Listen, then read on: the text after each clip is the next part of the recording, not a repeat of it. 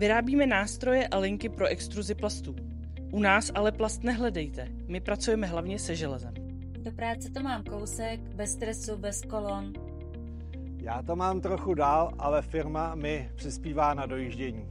Školu i školku mám kousek odsu. Děti vyzvedávám cestou z práce a mohu tak s nimi trávit více času.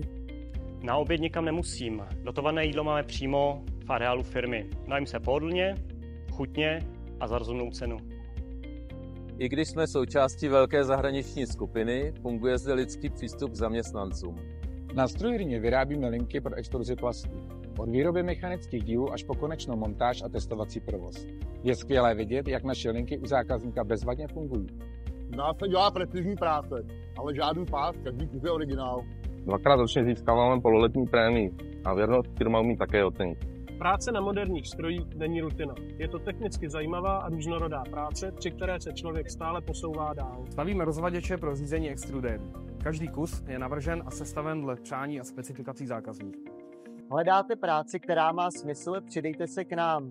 Tvoříme věci, které hýbou světem plastu.